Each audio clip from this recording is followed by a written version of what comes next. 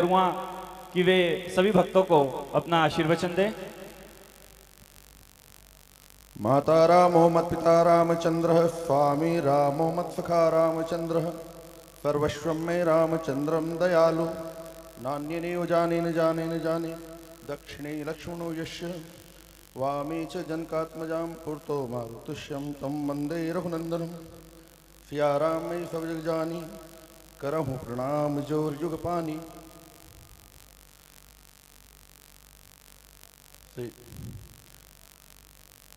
मातृशक्ति एवं सुंदरकांड के प्रेमी भक्तवृंद, प्रसंग तो बहुत आनंद का था और ये आनंद शायद जल्दी भूल नहीं पाएंगे, लेकिन कुछ कमी भी थी। हम राष्ट्र जगाने के लिए निकले हैं, हम सब कुछ करें। हनुमान जी ने लंका में आग लगाई है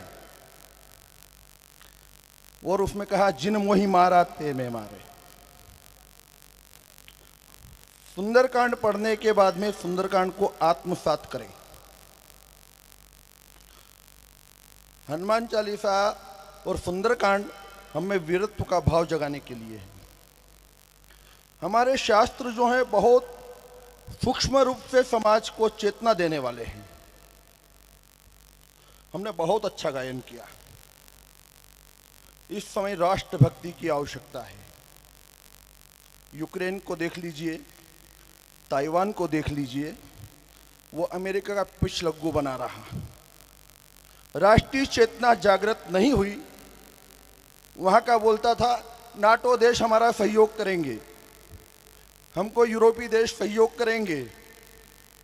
जब तक अपना आत्मबल न हो कोई साथ देने वाला नहीं। देव देव आलसी पुकारा। समाज को जगाने के लिए शायद 2 या 3 मंडलों ने एक एक राष्ट्रभक्ति का गीत गाया होगा। आप सब समाज को जागृत करने के लिए हमारे यहाँ जितने भी आयोजन, धार्मिक आयोजन हैं, राष्ट्र को और समाज को जगाने के लिए है। आत्मसात करें। वक्ता को भी देश के लिए बोलना चाहिए। हमारा इतिहास हमको याद रखना चाहिए।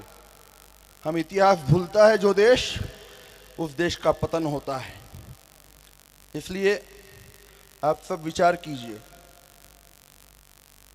शायद 1-2 मंडलों ने देशभक्ति के गीत गाए हैं, ऐसा ही हुआ ना। अगली बार से चिंतन कीजिएगा। इस देश को, इस धर्म को, इस संस्कृति को बचाना है तो नवयुवकों में चेतना लाना पड़ेगी, और नहीं तो यूक्रेन की स्थिति है, हमारे देश की स्थिति है। वर्तमान परिस्थिति में पूरा विश्व भारत की ओर देख रहा है। हम सबने उंगली जोरदार दबाई थी। उस उंगली का परिणाम है कि पूरा देश हमारी ओर देख रहा है। ऐसी उंगली दबाना है देशद्रोहियों का गला दब जाए।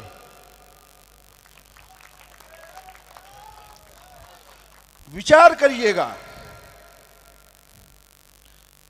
राम जी 3 दिन तपस्या करने बैठे थे, सुंदरकांड में है ना।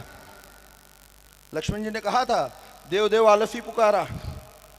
भगवान ने कि धीर धरो।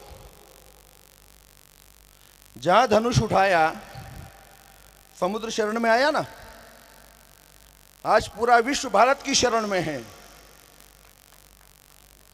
यूक्रेन और रूस, अमेरिका जैसा शक्तिशाली बोल रहा है इस युद्ध को केवल भारत रोक सकता है। पर भारत रोकेगा कब? जब इस गोवर्धन पर्वत में हम उंगली लगाएंगे।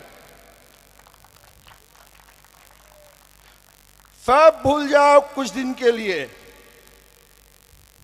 भगवान कृष्ण ने मथुरा है ना, इसलिए माखन नहीं जाने दिया कि मथुरा के कंस के सैनिक मजबूत हो जाएंगे। हम भी 10 साल सब भूल जाए। एक मंडल ने बहुत अच्छा कहा था यहीं पर मंच पे से, उन्हें सब भूल जाओ, केवल एक हम हिंदू हैं। हिंदू कौन? हिमालय से लेकर समुद्र तक रहने वाला जो भी नागरिक है, जो देशभक्त है, वो यहां का नागरिक है, वो हिंदुस्तानी है। मंत, मत, पंथ, पूजा पद्धति अलग हो सकती है, लेकिन भारत माता हमारी है, ये विचार जिसका है, हम सब भारत मां के लाल, भेदभाव का कहां सवाल। ऐसा विचार दृढ़ होना चाहिए। ये मत सोचो मैं अकेला क्या करूंगा। 650 रियासत में से महाराणा प्रताप अकेला राजस्थान में निकले थे।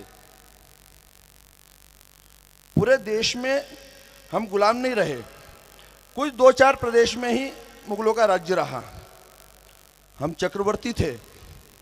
पूरा विश्व भारत की संस्कृति को मान रहा था, पर यहां से हम जाकर प्रेरणा लेके जाएंगे। हम सुंदरकांड गाएंगे तो हनुमान जी की है ना, वो बलशाली लीला गाना है। हमको नपुसंगों की अहिंसा नहीं चाहिए, हमको वो कृष्ण वाली अहिंसा चाहिए। अहिंसा परमो धर्म, धर्म हिंसा तथैव च। आधा श्लोक वो भी याद होना चाहिए। हम धर्म की रक्षा के लिए शस्त्र उठाना। सैनिक दुश्मन को मारता है तो सैनिक को परमवीर चक्र मिलता है, अशोक चक्र मिलता है, देश सम्मान करता है उसका। देश और समाज की रक्षा के लिए हमको शस्त्र की भी आवश्यकता है, हमको शास्त्र की भी आवश्यकता है। इसलिए ये सब जागरण के काम हैं। हम सब आपस में मिलते रहें और अच्छे विचार देते रहें। देश, समाज, धर्म, इन सब का चिंतन करते हुए इस कार्यक्रम के आयोजन के लिए पवन पुत्र मित्र मंडल को बहुत बहुत बधाई। इस नगर के सब नागरिकों को बहुत बहुत बधाई।